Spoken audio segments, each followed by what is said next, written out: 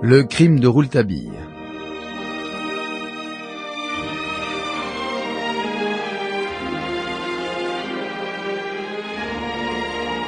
Un roman de Gaston Leroux.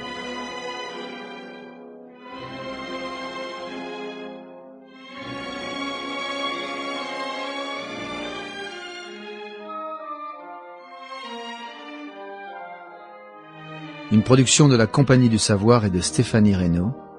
Interprétation Patrick Blandin, Frédéric Chevaux, Philippe Collin et Stéphanie Reynaud. Réalisation Patrick Martinez-Bourna.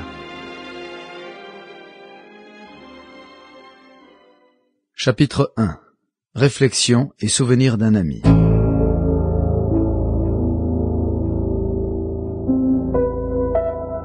Avec quelle émotion nouvelle à plus de 10 ans de distance, moi, Sinclair, je reprends une plume qui a tracé le sensationnel rapport du mystère de la Chambre jaune et les premiers hauts faits du jeune reporter de l'époque pour faire connaître dans ses détails insoupçonnés cette affaire retentissante dite le crime de Rouletabille, sombre tragédie où roulent d'effroyables ténèbres et sur le seuil de laquelle apparaît le doux monstre à la tête de sphinx, l'éternel féminin.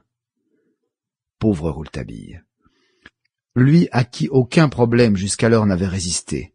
Lui dont l'intelligence avait sondé tous les abîmes ouverts devant la raison. Je l'ai vu, un instant frissonner, éperdu devant 2 yeux de femme comme devant le chaos. On a relaté autre part le drame bulgare au milieu duquel le jeune reporter était allé chercher celle qui devait devenir sa femme et qu'il avait vue pour la première fois dans la salle de garde de la Pitié, car Ivana était venue toute jeune à Paris pour y étudier la médecine. Cette Ivana Vilitchkov, d'une étrange beauté, appartenait à l'une des plus illustres familles de Sofia, qui avait été mêlée de façon atroce au malheur tragique de Stamboulov et de ses amis. Tous ces incidents sont connus. Tous les journaux ont reproduit le récit des scènes sanglantes qui, en marge du conflit des Balkans, avaient été comme le sinistre prologue d'une radieuse union consacrée à la Madeleine au milieu du tout Paris. Après la Grande Guerre, Ivana s'était remise à ses travaux de médecine et de laboratoire. On peut dire qu'elle avait tout quitté pour se consacrer entièrement à l'Institut Roland Boulanger. À mes yeux, c'était un désastre, et la faute en avait été pour beaucoup à Rouletabille qui, écœuré de la mauvaise foi avec laquelle tout ce qui était officiel essayait d'étouffer les efforts d'un homme que l'école et l'académie affectaient de traiter comme un charlatan, se laissa trop facilement convaincre par Ivana qui avait épousé la querelle du célèbre praticien. Vous connaissez notre Rouletabille. Il ne se donne pas à moitié. Ses articles mirent le feu aux poudres. Il affirmait audacieusement que la méthode de travail de Roland Boulanger triomphait déjà en Amérique. Et il faisait prévoir que, pour peu que la France se montrât, une fois de plus, ingrate envers l'un de ses enfants, celui-ci fuirait pour s'exiler comme tant d'autres, irait porter son génie à l'étranger.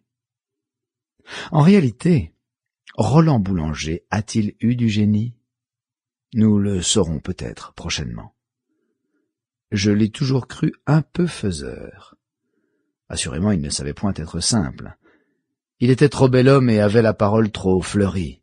Son charme était certain, les femmes en raffolaient, et ses conférences, auxquelles elles ne comprenaient rien, étaient le rendez-vous des élégantes, comme au temps de Caro. Avec cela, il était très mondain, ce qui ne l'empêchait pas de travailler 12 heures par jour. Son esprit d'invention se répandait dans tous les domaines. C'était là son crime.